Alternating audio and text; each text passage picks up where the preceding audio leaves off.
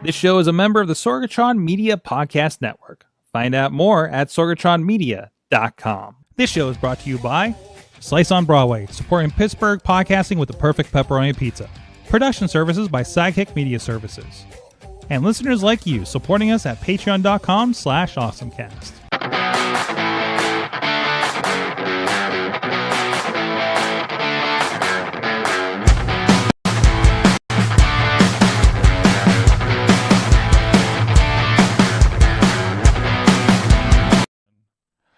It's time to get geeky, get awesome. It is the AwesomeCast. I'm Mike Sorg at Sorgatron in the Twitter on the Sorgatron Media Studios in Pittsburgh, Pennsylvania. Back with you and a little sunburnt, but that's okay. We got a hell of a crew with us, of course. First of all, from the Studio C in the Big D of Dormont, Pennsylvania. Just drove out by there a few little bit ago.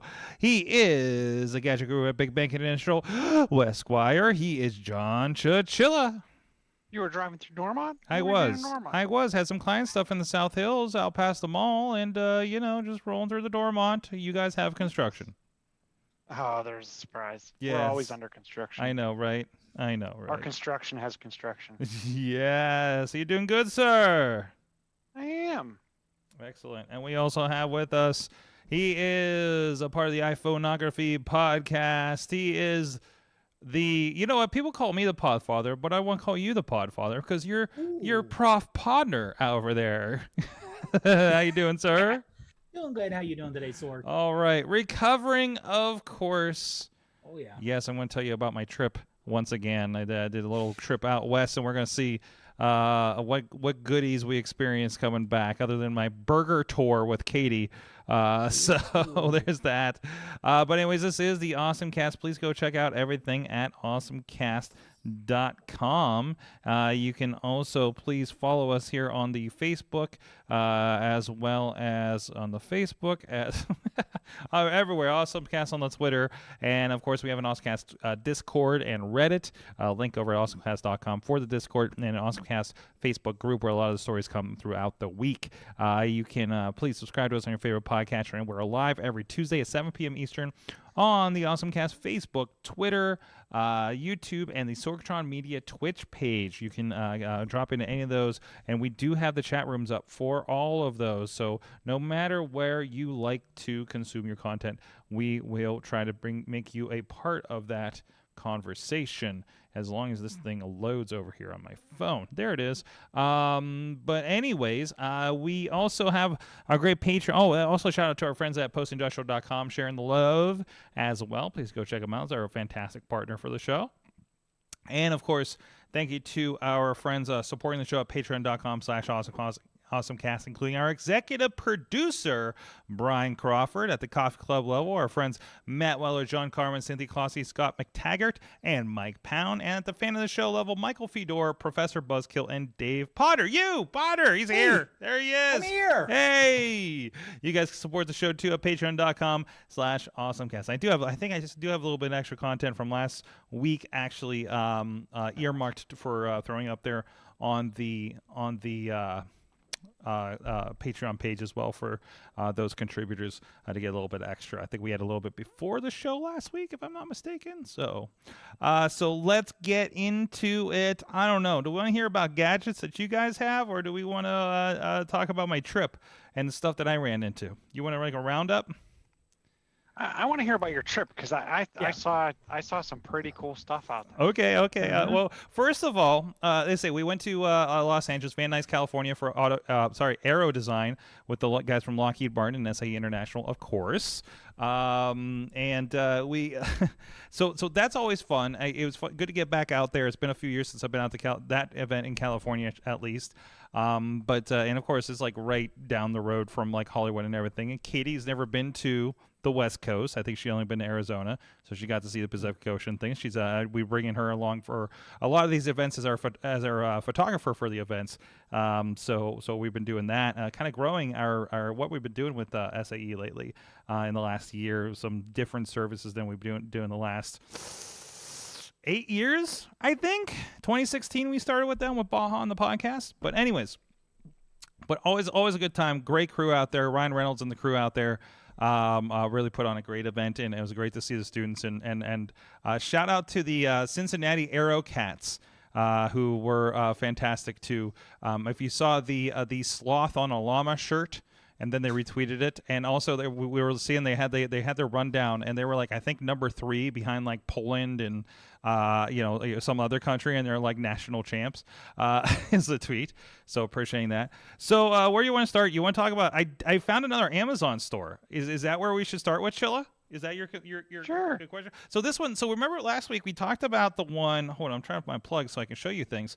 Last week we talked about how like there was the one that took the palm, and this is the Hudson News, which are in like every damn airport. It's your newsstand kind of thing, right? So this was a Hudson because there's a Hudson nonstop, and then there's like a Hudson Go or something. So this one, now remember that was Amazon One with the palm. This one was labeled as Amazon Just Walk Out. And if you can see more about it over at justwalkout.com. That's where they're kind of going over the technology for this. And the idea is you do have the swipe or credit card upon entry. This has nothing to do with an Amazon account or anything like that. So you do have that upon entry. You got to do that. Again, you pick up your things. I grabbed 2 drinks and some Sour Patch Kids. So you just walk out. It does the thing. They do have a kiosk. Same as you saw in the other video. If you watch my the Amazon one, that was it was well, I think let me go back to this. You could enter in your email address and they will send you a receipt. But if you don't care, and of course everything's a business expense, so I'm going to be doing that. So yeah, this is part of that. Like we talked last week. More and more of this technology that they've been fielding with the Amazon Go stores up in the Seattle area and some of the West Coast spots are definitely kind of being disseminated through into airports especially and things like that. So when you're walking out, is there any kind of like there's a gate? There's a gate, but on the gate, is it like, hey, here's the stuff you're checking out with? No, So there's you no have, like, feedback. You get no feedback. That's the only thing that makes me nervous. Like, what if they think you picked up like a pair of AirPod Pros and you get an extra bill for like $200? And this one did have like earphones and things like that, like technology things. I don't think they had AirPods necessarily, but something like that. There is. You get the receipt and you can I believe you can be like, hey, I didn't order this and refute it or something, right? So I mean that is a possibility. So it's not perfect, but also I didn't get to play with it much. I'm like, what happens if I pick a thing up, put it back? How does that work, kind of thing. So but it was a really clean experience. So I've now gotten to experience 2 of these things. So with the Just Walk Out stores, and that was in, where was it? Chicago? Yeah, Midway, Chicago is where we ran into this one. So definitely a pretty cool little experience. And we just needed a couple drinks and didn't want to stand in line for the Dunkin'. Also, shout outs to both. We didn't use it in Chicago because I noticed it after the fact. Because they had a Dunkin' kiosk and there was like a little thing in there to just order ahead food. And when we were in LAX waiting to go out there in Terminal 1, they also had, when I logged into the internet at LAX, it popped up an ad for like LAX Go or something like that, and you could do order ahead pickups or delivery apparently to many of the things in that terminal. So that was, we had it was some burger place that was literally like, I looked up, it was right across from us. So I'm like, well, let's just order from that place. Sure. And it worked out pretty well. But I mean, the usual problem though, where it's like, hey, we ordered a couple waters and they didn't have any until you walk up to them. Like, well, can I get a refund or orange juice or something? And, instead and have no deal with that kind of thing. But I don't even order ahead of my Dunkin' anymore because they're out of the weirdest things. What happens when you go to a Dunkin' and they say, we have no hot coffee? That's not good. Or no. It wasn't no iced coffee. And I was like, well, what? Just ice the hot coffee. Well, usually the iced coffee is like double brew, like double strength. Oh, okay. Yeah, it's especially done, unfortunately. So then you're giving everyone else high test and making their hearts explode. Well, I mean, well, I'm kind of used to it by now. I've been living on caffeine for the last 2 weeks, basically. Thank you for the tab at the Marriott. Tell you what. So anyway, so I did get to experience, and I wasn't terribly impressed in practice, but there was somebody who, and I might have a picture here as well. Let me see if we can pull it up. So there was one of the guys that was volunteering involved. I don't know if he was one of the Radio Flyers guys. Radio Flyers is the local RC flight club for the event.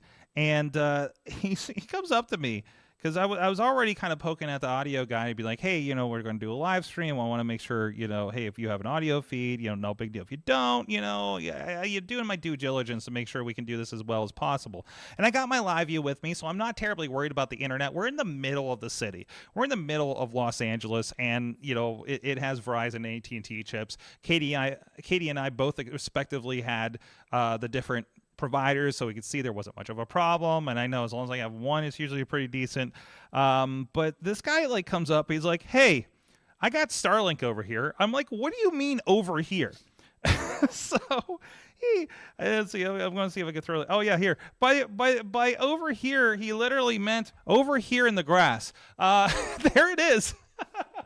So you see, if you're on a picture, the video version of this, and I can't remember if I tweeted it or not, there's literally the Starlink box, and then there's the on the left, I believe that is your antenna, right? And then he's got the modem, it's got a Wi-Fi modem, and he left it open, and he just has a big battery pack he has it plugged into.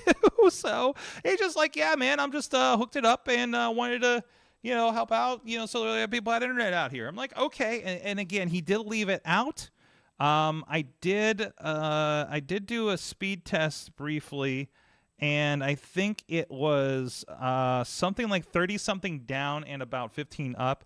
By the time I was doing the live view at the end, and that's what I did link over there. And excuse me, it's not terribly sorry, it was in the bright sun. I had no shade, and you can see all this stuff on my screen. But you can see this is the interface when we use a live view, and you can see what's happening. We didn't have an Ethernet connected, but you can see the Verizon and the USB devices, the AT&T. I don't know why it's not labeled, and you see that it's pulling 4,500 or 4 megs, 4.5 megs respectively, and the Apollo is our Starlink at 174. Again, that's upload. Again, it was open, so anybody and everybody could be on it at the time, and all the students were around us for the award ceremony, which successfully streamed. Didn't see have any problems. I had 20 minutes to set the entire thing up in the sun and wind. The wind was just kicking up. Difficulty multiplier, by the way. So cool that we got to use it. He said he has special permission. I know I've been hearing Alex Lindsay talking about. He's trying to see what he can do, because I think there's ranges that you can use your Starlink and take it on the road, kind of thing. But there is a special permission thing you do need to get to do that. So it was cool to see that this guy did get that. Maybe he just walked off. I don't know. Maybe just he's threw it in his trunk and let's go. For all I know, but it was kind of cool to say, hey, we were on that technology and we got that going. So that was a very, very cool thing to try out. At least I didn't need it. My service was fantastic actually for most of the time. But good to be let's throw another internet on here just in case. It's always especially if you're doing a live stream for a client, you want to make sure you have an extra level of security, or not security, but reassurance the thing is going to work, right, when it comes to technology. So I appreciate that being an option there. So there were a few other things I ran into. Was there anything in particular, Chilla, you wanted? Just real quick while you're still on that topic, what device are you using that allows you to pull multiple internet connections? The live view? The live view itself. Yes. Okay. And it'll just even everything out between. Yeah, it will. It'll take everything, even if the bandwidth is there, or it'll waiver that. I've had where we've been on the Wi-Fi and Ethernet for a location, same internet access, just the Wi-Fi and Ethernet, and the two things, and it'll split 6 or 8 megs across all of them, right? Oh, cool. So and it's the strongest connections, because some of the groups I work with require 5, and we're we're way beyond that. Can we crank this up for you actually? So, and I'm talking with others. I talked with another video person who's doing pay-per-views for a not insignificant company, And they're talking about how they need to do multiple streams and what does that look like, and we need multiple live views potentially, because the house internet isn't going to support what they need for this service and this service and this service. So it's really interesting problems to solve there. But it's been, again, it's been that kind of secure, like, oh, are we in the middle of a field? Yeah, I can stream. Let's go. It's not an issue, right? So like that's kind of been the deal there. So, but yeah, that's been pretty good. And Oh, sorry, go ahead. No, go ahead. You go ahead. What was the Icons of Darkness thing? Oh, the icon. This was Katie. This was all Katie. We're walking down past the Dolby Theater, and I was really sad because they were renovating the outdoor mall, and the Hello Kitty Sanrio store that I wanted to take her to was gone. But we found some other equally interesting Japanese-based cutesy stores apparently, that I bought some stuff at. So this is a limited time exhibition, Icons of Darkness. This was there you go. So it's got if you're not, I'm trying to be descriptive here since we're an audio podcast. So this is somebody's collection of worn or used props and costumes, right? And we're talking right off the bat, there's like, Batman Returns, there's Batman and Robin, Batman Forever costumes. This is the biggest thing I got. Michael Keaton wore shoes. He did not have boots. And I'm looking at this, Podnar, you'll know, this looks like, to me, kick pads that pro wrestlers wear. They'll wear the athletic shoes and make it look like boots with the kick pads. So it's all this kind of stuff. Of course, there's like wax figures, but like the coats and everything. And usually the figures that they have are from the molds used in the movies. There's Batman and Robin suits. There's Mr. Freeze. We'll flip this. Like all these are either replicas or the Christopher Reeve Superman in the back was one of the flight suits from that. That's a muscle Spider-Man suit because he had just come off a movie where he didn't have the muscle mass back yet. There's one from Watchmen. More Batman, Spawn, Rocketeer, and I'll just keep flipping through some Matrix stuff. A lot of Gremlins. A lot of Jurassic Park stuff, which of course Katie was into, and that, like, between seeing the T-Rex head and the Batman, she was just completely in on it, and she's like, "We're doing this. I don't even care." That's the Brontosaurus that sneezes on them in the first Jurassic Park. They had some orcs from Lord of the Rings. They had a limited number of jump scares during this too. Goro from Mortal Kombat. This was fantastic. Star Wars section, of course. How big? Because like I was looking at some of those pictures. How, like, was it in like an old museum or something? It looks like there's a lot of space to take up. It's a storefront right down there. That I don't even know what was there before the last time I went. I'll have to look at some pictures and see if I can figure it out. But it was a guided tour too. So it took, it was a good half hour probably. And they had facts for a lot of these and where a lot of these came from. Like, when they got to the Predator section, and I love this. He called this out several times. There's like the Planet of the Apes, and I think the Wicked Witches earlier. You see the modern version right next to the old version that they did, so you can kind of see the evolution as the costumes happen there. Some Star Trek stuff, some Hannibal Lecter with the mask. There's some Hellraiser.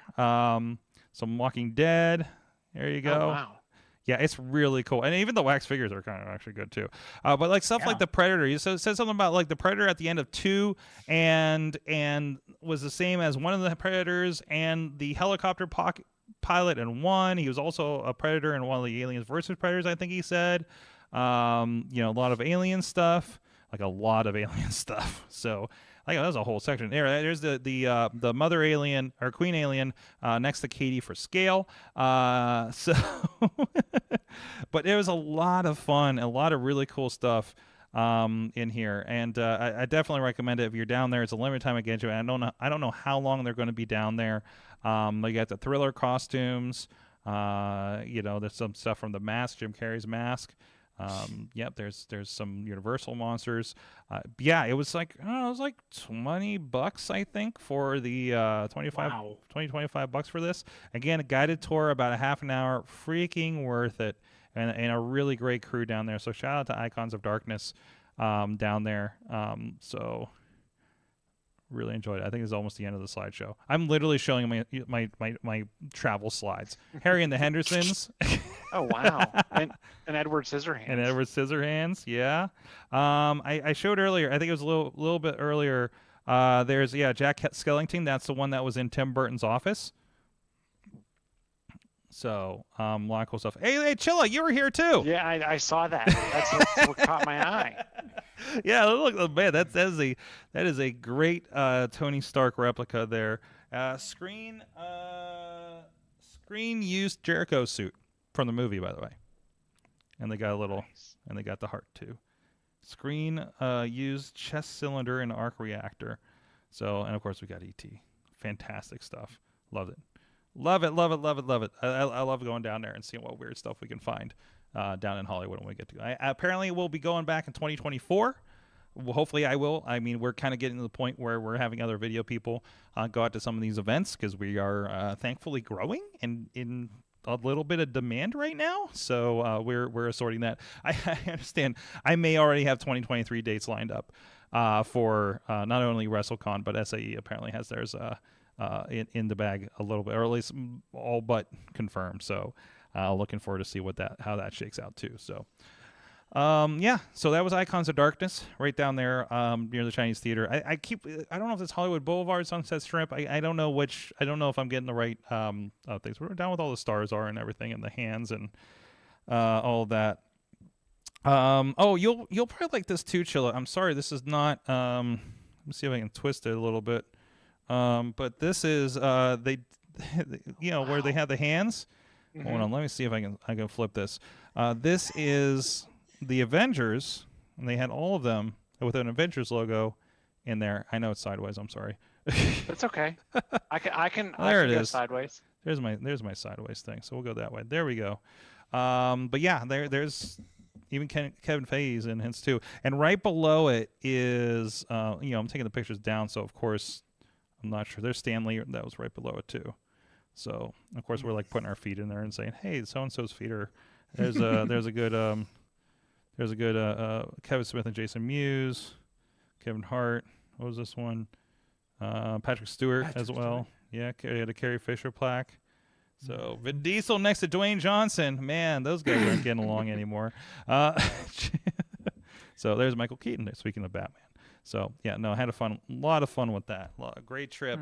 A lot of fun. It'll probably be the most exciting place we go on the next couple months, touristy wise. So, but I mean, hey, Nashville's kind of fun. That's coming up in about a month. So, Nashville is fun. And then we send Katie and a videographer down to Dallas, Fort Worth area, where we just were a couple weeks ago. So I'm interested to see what they run into. I might have to actually join them for a day from the sounds of it too. So that will be fun. Thank you, air travel. Holy shit.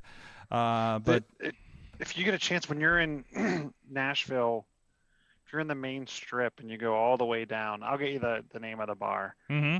You go all the way to the end. It's on the left, and there's a bar there, and you can actually go. Most of their bars obviously have multiple floors, and there's a rooftop. Yeah. That rooftop actually reminded me of Pittsburgh. It almost looks over into their football field, kind of like how you can look into Heinz Field. I know relatively where you're talking about too. And the river's there, and there's a bunch of bridges. The interesting thing to think about when you're driving or walking around there, they did an IndyCar race through town. So, and I thought that would have been super cool to be on that corner, because from what I understand, like they came through town, they went across some of the bridges around their stadiums. It's a very neat town, but I couldn't imagine racing cars through it. Mm-hmm.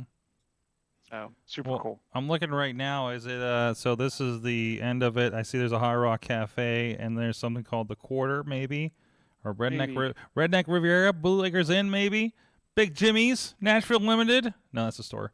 And make sure you get your Nashville hot chicken. Hot chicken. That's right. First thing I had was Carla down there that we knew from PodCamp. She happened to be in the area, and the first person I visited on the first of these trips I ever did with SAE was her to get some Nashville chicken, Nashville hot chicken. So and no one can replicate it. nope. I've tried the Biz for Big Beast Burger one. Nope, not the same. Nope, not the not the same. same. Nope. All right, that's enough of my travel slideshow. Chilla, let's go down the line. What's going on with you? Channels gets an update. So I don't know if you've ever used Channels. I like it because the app, it's the same for. There is a minor cost to it. I don't even know what it costs anymore. I think I got it when it was like $1. Mm-hmm. But it's an iOS app that also works on Apple TV. It allows you to, if you have a tuner on your network, it allows you to watch TV on any of your devices. And if you have, I have actually I have multiple tuners in the house. I just kind of collected them. I think the first one someone gave me, they're like, I don't use this anymore. And then because I liked it, I actually grabbed another one.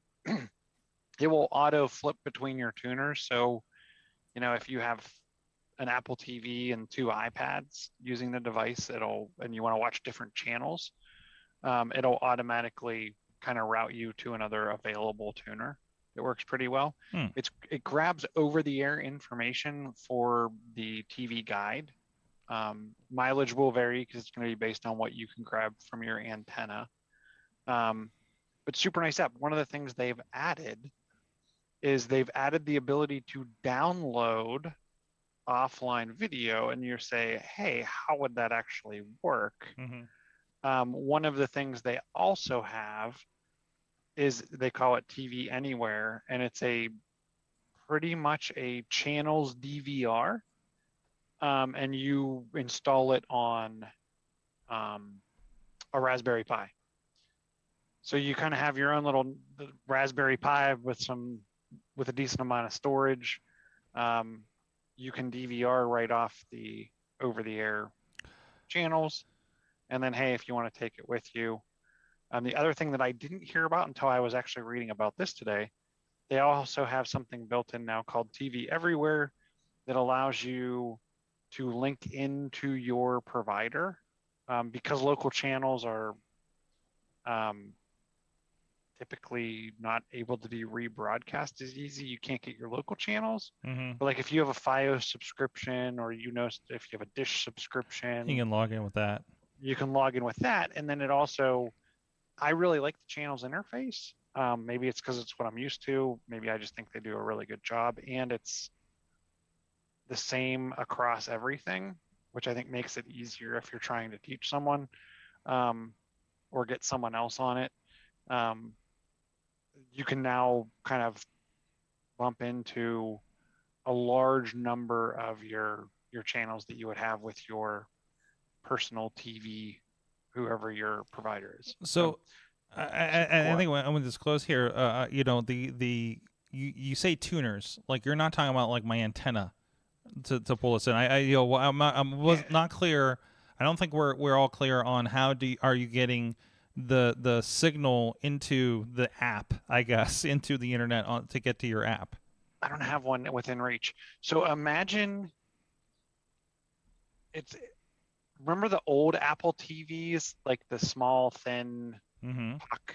The more puck ones, they were less high. They were real small. Yeah. Real short. So imagine one of those with an Ethernet port and a RCA, coax jack. So this is like they have linked like the HD Home Run Flex 4K as an option. Yeah. So mine's like a quarter of the size of one of those. Okay, and this is like a $200 device on Amazon if you want to try that. So I mean, we're talking about like a $200 device just to get your over-the-air stuff into the system. But then, so when you think about it, if you wanted to have a TV in your basement, you're probably not going to be able to easily, unless you do what I did and like reroute all of your coax that used to be for your cable provider into the antenna up in your second or third floor. You're not going to be able to do that. So what this allows you to do is you can put one of those devices at the high point or where you're going to get the best channel reception, in your entire house, and then you plug it in to Ethernet, and then any of your devices across your entire network can pick up that. And I think the one of the ones I bought, I think, was like $40 or $50. So it made it worth it to get on any TV that had an Apple TV or any iOS device or anything. It's just there. It's just there. All right, and this is is it pretty much this is a service that you buy the hardware and you're good to go, or is there a subscription along with it? There's no subscription. Nice. So they have a couple of them here. There's channels for HD, Home Run, Watch, Pause, Rewind, Live TV, and then the one that's the whole home DVR app, I presume with certain devices, will actually let you record things as well. Mm-hmm. So it's kind of nice. I kind of want to play with that a little bit. So so look at that. That's channels. And just look in the App Store. You'll find it, and it'll follow from there. Of course, we got links in the show notes coming up here as you're listening to the show.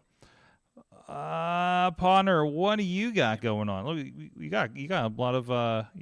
Of course, you brought the iPhone photography. Of course. Now, I brought the photography and a couple examples of photos I took. That's why there's multiple links there. Mm-hmm. Now, for the most part, I do use the built-in camera app when I take a photo, especially middle of the night photos, because the iPhone, especially the 13 Pro or non-Pro, does a great job with but the one part where it struggles is moonshots. Really? Big time. The zoom isn't enough because it's still only a 3x optical zoom, and that's not enough really to get really good without buying an external telescope. Okay. And I've tried it with the built-in app, with the built-in camera app. The contrast is too much between a really dark night sky and the moon. It just blows it out. It just can't handle it. But I've tried with the, now I'll say this. Now this isn't me giving a major nod to Android. Samsung takes great moon photos. Okay. And the Google Pixel, because it can do 4-minute exposures, which is crazy, can do, if you're far enough away, you can do great galactic center Milky Way shots better than the iPhone. But if I want to take a moon shot, I've been using this Reeflex app. Now, the nice thing is it's free. The only thing that you have to pay more for is is any of the slow shutter options. Okay. But now you can do automatic, but it has fully full controls. Whole bunch of controls on there, and it's easy to use because it's right there on screen. So and I hate when people say DSLR. Takes amazing photos. You can also do it in but they're saying the controls. Like if you're familiar with DSLR controls, right. You can play with all these. Like, I don't know, like the ISO, the EV, the white balance, like all that kind of stuff. Like stuff that you just don't get a lot of. It's really dumbed down if you're playing with something like an iPhone, right? Right. And well, not only that, but the one thing that it does do Pro RAW. So you do have the additional RAW editing capabilities. And it does have the peak in the peaking exposure and the focus exposure. So as you're taking the picture, you can see, oh, that's going to be, way too bright. That's going to be way too dark. But and the way I took the picture was I took the EV all the way down and taking a picture at night of the moon. And now, admittedly, like I said, it would be better but that is the little bit of editing did on it. Not bad. But, I mean, you zoom in, you can see a little crunchiness going on. It's a little crunchy, but it's also, for me to get it that close, that wasn't the 3x optical zoom. That was the 15x digital zoom. So, and that was it. Like I said, at night. Now, if you try to take a picture on a normal iPhone, the built-in one, you're going to have a giant white blob, like you're taking a picture of a light, like a street light, and that's it. And that's one I took this afternoon. Okay. That So- was also So zoomed in. so we're showing you see a little bit of treetops and the sun on a blue sky, in the picture that we have going on. The other one was just kind of the moon on black. Is a I don't know, that's like a 3/4 moon that we have going on right now, right? Yeah. So Yep. it looks pretty good. Yeah, and that was zoomed in. So having the zoom and being able to zoom in digitally, I know digital zoom is not the best, but since I didn't have a telescope to mount it to, which I thought about buying, I have been tempted. To get a monocular because they do have them where you can just kind of attach them. You can have the attachment where you can just attach the iPhone right to it, and then take your zoomed in picture that way. But yeah, so like I said, a lot of time, and this is something that we actually talked about on the podcast last night, was the iPhone's really good for 90% of the people 90% of the time. Yeah. If you go outside of the 90-90, sometimes you have to go out the built-in. Now, like I said, Reeflex, I like the way it's, the controls are easily laid out on the screen. There's not any weird hidden menus or anything. It works really well. And the fact that except for that slow shutter, it's free. Mm-hmm.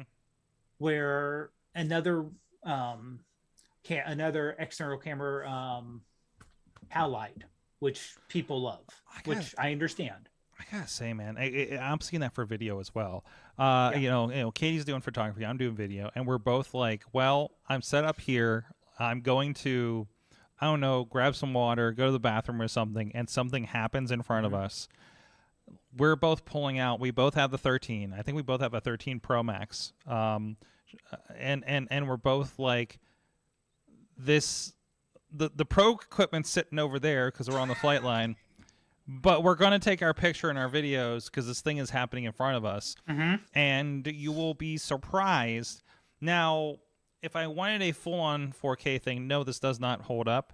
But I will challenge you to see in some videos that I have professionally produced what was the $4,000 4K camera, the big one with the red side to it, Panasonic that I have, and which was the iPhone 13 Pro. It's like, I mean, if you're looking at the full quality of like the pictures that I'm sure she's taking versus her DSLR, I'm sure you and I would be able to notice. But for like on the web portal, I don't know if you're going to notice it. Plus, she's going to Lightroom everything and make it all pop and everything too. So, I mean, that like the stuff that we were pulling has been fantastic, I mean, the iPhone does a great job with it. Its video camera is better than its still camera. Oh, absolutely. The video camera is just mind blowing what it can do with it. And I know they introduced the cinematic mode on the 13s, and they took a long time to go over the cinematic mode.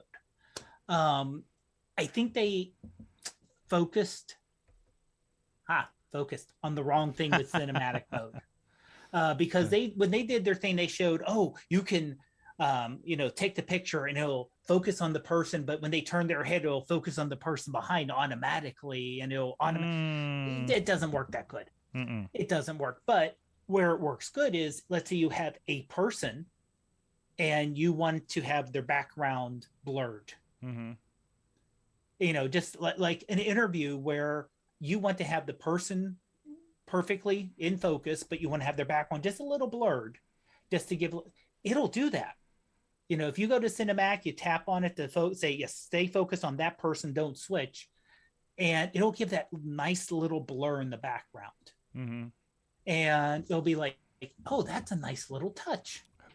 And I wish they would have pushed it more for that versus the able to use its AI to switch. Absolutely. It isn't quite ready yet. Back to photography. How about dusk in downtown LA? We caught this picture of Katie with her belt in some of those buildings. That is amazing. Yeah. It was not light out when we took this photo, but you couldn't tell. You really couldn't tell when it comes to something like this. It was tremendous. No. And it does a great job with keeping real to life colors. The iPhone, that is one thing they focus on, not necessarily having it pop, they focus on this is we want you to have as close as what you're seeing with your eye as possible. Absolutely. This is the first time that I've had extensive use in sunlight of the iPhone. Was taking pictures, and a lot of these were used for social media for SAE Aero Design this weekend. If you could see them over on the Facebook page, but yeah, absolutely. It just there's just some random stuff here, but okay, there's some close-up stuff, so I'm not going to count this. This is kind of gross.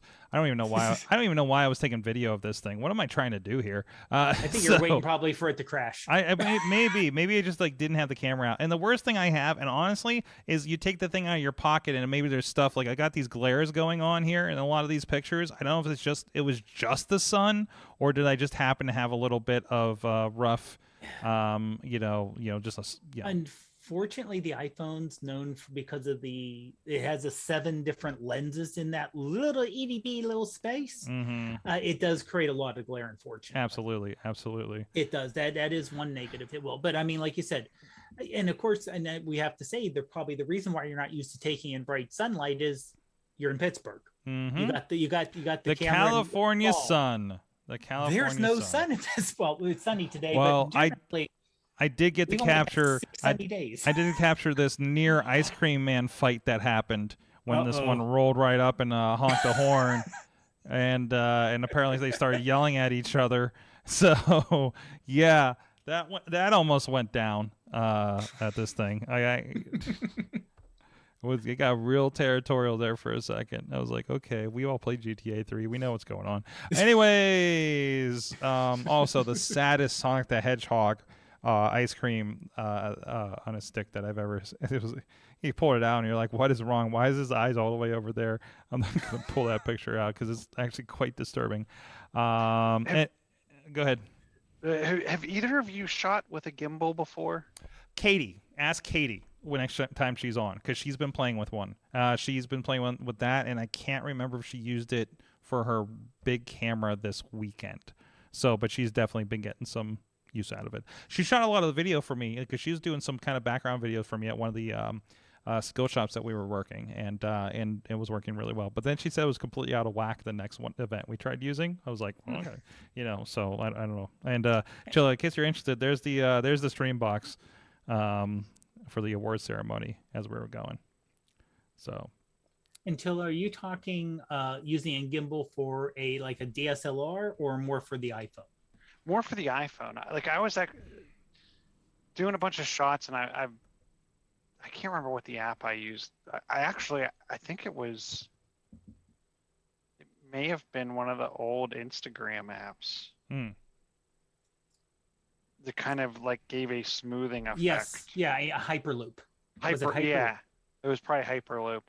But I was actually thinking I'm doing some more around the room building design type stuff, and I'm like, I feel like I could really just use that smooth effect that a gimbal would give me, but is it worth it? And does it work well? I would say I've talked to people who have used the gimbal, and now this is a couple years ago. For them, it was worth it a couple years ago. But if you have a 12 or a 13 as your camera, its stabilization has got that's one of the things that get better every year. That the stabilization is so good you almost don't need a gimbal. Well, that's like you saw those ones where you saw the video pop up where I'm walking down the paddock tables, right? I don't feel like at least for the kinds of videos that we're doing here, I don't feel like I can move with I'm on a tripod the entire weekend with my camera, with my video camera. But if I want to do a moving shot like that, I feel good about the iPhone in my hands, right? It's just like you're talking about. Stabilization is so freaking good at that.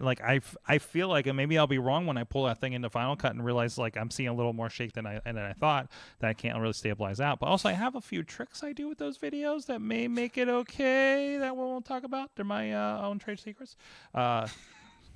They're simple as secrets if you do video. But if you look at the formatting, you probably know what I'm doing. But it just I have more confidence with it, And I don't feel bad because they're like, oh, he's just using his phone. It's I'm not using a $300 phone, guys. I'm using a $2,000 phone. Like, this is as much, this is twice as much as a camera that I have used professionally at the same events in years past. So yeah, I'm not just like, yeah, we're good. We're good. Hey guys, we're going weird and long, and I have a feeling we're just about to lose Chilla, but I want to give a shout out to our friends at Slice on Broadway, New York City style. Yins are made, 4 locations here in the Pittsburgh area. Please go check them out. And just like we like to talk about awesome things, we also like to eat some awesome pizza, and Slice on Broadway is that. Go check them out, supporting Pittsburgh podcasting with the perfect pepperoni pizza for over a decade. SliceOnBroadway.com. Check them out. Check them out, Pittsburghers. Trust me, I had some New York, quote-unquote, New York City style pizza out of a food truck at AT&T Stadium a couple weeks ago. Ain't no slice. Chilla, I think you got to roll out here in about 5 minutes. Is that correct? Yeah, I got about then 5 it's minutes. the I gentleman's choice. But I think I know which one I want you to pick out of this list. apologize. No, you pick. You pick. Chilla, I want to talk about the automated cruise vehicle in San Francisco that got pulled over by the cops and attempted to go on the lam. Podnar, I think you shared this as well, right? I did, yeah. So, this was just too funny. Have you seen this video, Chilla? I have not seen the video, but I read the article, and I wish I would have seen the video. Hold on a second. I'll do pull they it up show here. It from like the cops? No. Cam? This is somebody from across the street while this thing is going down. Dave, could you describe the video while I'm pulling it up for our video viewers? Sure. So, okay, this is the one in Engadget, right? Yes. The Engadget article. Okay, so basically the cruise vehicle's kind of pulled over on the side of the road. Cops behind it, a cop in a Crown Vic. We're talking, when they're coming up to it, cop walks around, just kind of like looking in the window, and then tries to get in because he realizes there's not a person in there at all. And then as the cop tries the door, starts to walk back to the car pulls off. Mm-hmm. He's literally still next to it. I wonder. It just pulls off. Wait a minute. I wonder if the autonomous vehicle. Go back. Now it is programmed that if there are, it's programmed to notice if there are police behind it to pull off to a safe area. So it looks like it appeared to be stopped at a stoplight, right? That's what it looks like. And then it's reacting by pulling over to a safe place past the stoplight.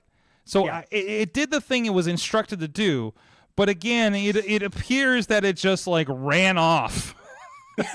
And then there's about 3 minutes of them just, on the phone, poking at the thing, just to figure out what the hell is going on here. So I'm sure they got on the phone somebody. Maybe they're trying to get a hold of the company to be like, what the hell is going on? I'm sure a sensor has gone off at some office somewhere in San Francisco, right?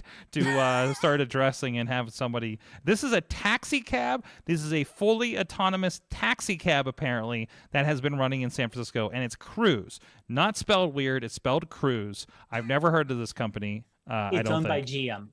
That makes sense. That makes sense. Okay. Yeah, it is. They have it's their self-driving unit, so they have that separate from the rest just to try the self. And you can also, if you look at the video, if you listen to the video, you can hear the people laughing in the back. Oh yeah, because they are just enjoying the heck out of it. It's such a weird sight. But it's interesting because the car was smart enough to go through the light, pull over, and it turned on its four-way flashers. Yep. Mm-hmm. Yeah. Oh no, that's like this, and they do mention that it is programmed that to pull over in a safe area and to flash. And apparently, there's something there that says, if you're a police officer, call this number to talk to a cruise thing. So it almost reminds me. And I'm going old here. A Knight Rider episode where he puts Kit on automatic pilot. Yes. Takes a nap. The cop pulls over Kit, and Kit darkens the window so he can't see that Michael's sleeping. He's like, "Oh yes, officer, can I help you?" So that would be great if it knew if it was an officer, and it would have like a voice. an AI voice. Hello, officer. I am the cruise automated vehicle. Is there something I can help you with? Alert, alert, alert. Oh my, that's But, like, amazing. who? So let's just pretend they want to cut a ticket. Mm-hmm. Like, Who do I you guess cut the just ticket to? The company. I get, like, who's getting the points on their license? No one. Mm-hmm. No one, yeah. Oh jeez. That's Now, I don't great. think anyone was in it in terms of driving it, being a passenger. Mm-hmm. So it was complete. I think they said it the front driving lights were off. Yeah. So that's probably why they pulled it over. And they're not sure why the lights are off because they do have daytime runners. But yeah, I don't, and I'm trying to see if this was the car itself. I think this was just a current version of the Chevy Bolt. Because I know they have the Bolt EV, which is kind of a larger one and newer, but I think this is the older one with some additional. And you can see, looking at the vehicle, there's a whole bunch of stuff on top. Yeah, this is an automated car, and they're Yeah. in San Francisco, so they certainly are going to have some kind of awareness that these things are happening, right? I would hope, So, I mean, that's the. I mean, it's basically there was always that idea of like Google doing like a Google Island beta town kind of thing, and I feel like San Francisco. My perception of the greater San Francisco area that it is beta town, because how many startups have been running stuff like this, like starting with Grubhub back in the day, to Uber, to this, right? Or this, or if you happen to be within a 10-block radius of CMU here in Pittsburgh. So, because they are 6-wheeled little robots delivering food. So, so I haven't experienced that one yet, but yeah. Well, Chilla. Well, actually, hey, we're at a good time here to kind of shut things down here. Just double checking. There's not anything else of great importance we want to bring up. Some Elon Musk guy is doing something with Twitter or whatever. He's not even on the board anymore. Whatever. Honestly, and Sorg, before, I don't want him to go too deep, but that concerns me a little bit more, not for the technology reason, more for the legal reason why he did that. Yeah. As a conversation I got into today, the issue is when you have enough money to do whatever the hell you want, that becomes the thing. So also why he decided not to be on the board, so he doesn't have to be stuck with the rules of being on the board. Too restrictive to be on the board of a company to do whatever you want on the platform / with your shares. So that's apparently what was going on. I was listening to it, the conversation from Sunday, I think, before it was that he hopped off the board. So it was an interesting 2 days, I guess, because apparently through this we discovered that Twitter is testing an unmention yourself button, and they have been working on an edit button for years. I have quote fingers happening right now if you're on audio. So that's all we need to know. Twitter's going to Twitter. Twitter's going to evolve and then be as shitty as Facebook eventually. And we're going to be like, oh, remember the good old days when we were texting 40404.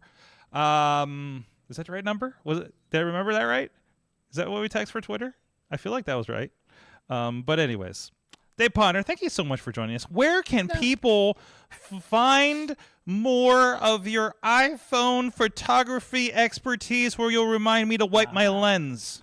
Exactly, because that is a very important thing. Wipe your lens. Well, you can find me personally on Instagram as ProfPod, and you can find the show as iPhone Photography, iPhoneography Show, hosted by Greg McMillan and myself.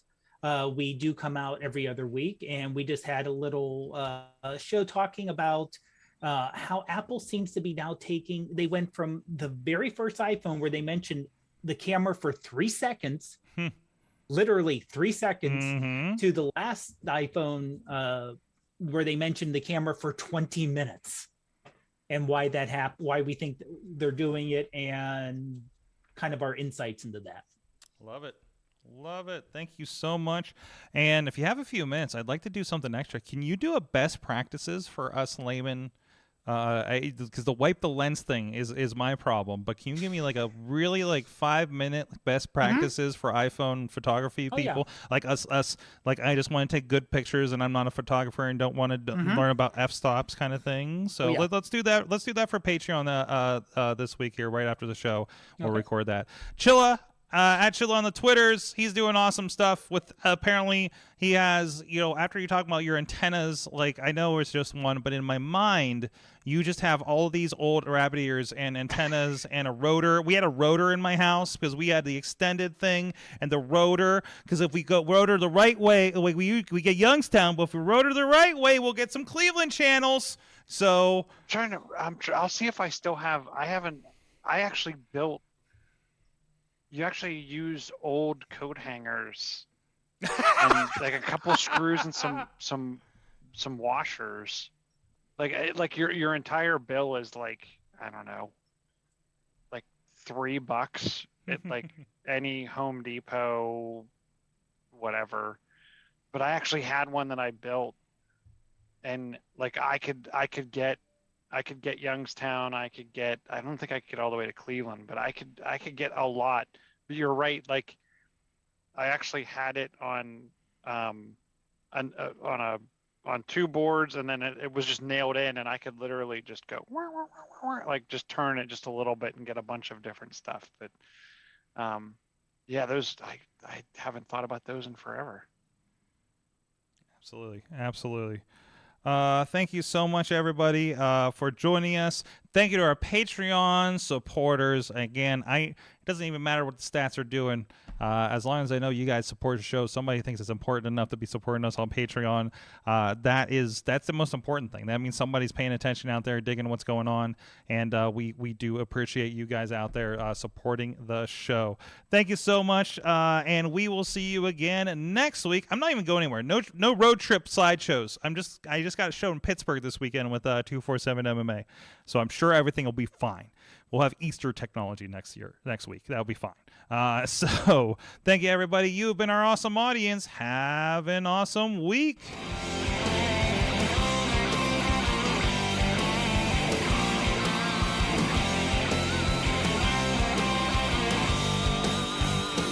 This show is a member of the Sorgatron Media Podcast Network. Find out more at sorgatronmedia.com.